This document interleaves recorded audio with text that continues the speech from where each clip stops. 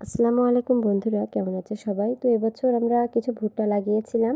তো ভুট্টাগুলো কিন্তু এখন পাকতে শুরু করেছে। তো বেছে বেছে যেগুলো পেকে গিয়েছিল সেগুলোকে উঠিয়ে নিয়ে আসছি। আর খেতে এখন অনেকগুলো রয়েছে। তো যেগুলো উঠিয়ে নিয়ে আসা হয়েছে এগুলোর গা থেকে কিন্তু খোসা ছাড়িয়ে রাখতে হবে, নাহলে কিন্তু ভুট্টাগুলো নষ্ট হয়ে যায়। এখানে আমরা সবাই মিলে বসে এই যে ভুট্টার খোসাগুলোকে ছাড়াচ্ছিলাম। ছাড়িয়ে এগুলোকে রোদে ভালোভাবে শুকাতে হবে। তো এবছর কিন্তু ভুট্টার ফলন মাশাআল্লাহ অনেক ভালো হয়েছে।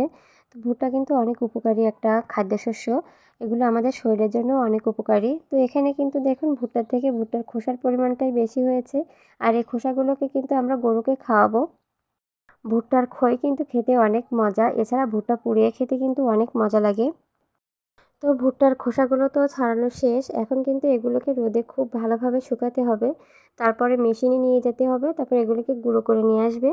তো সবাই ভালো থাকবেন, সুস্থ থাকবেন। সবার সুস্থতা কামনা করছি। আর সবাই বেশি বেশি করে গাছ লাগান। বাড়ির আশেপাশে একটু জায়গা ফাঁকা থাকলেও সেখানে সবজি, ফসল এগুলো লাগিয়ে আমরা স্বাবলম্বী হই। তো সবার জন্য শুভকামনা থাকলো। আল্লাহ হাফেজ সবাইকে।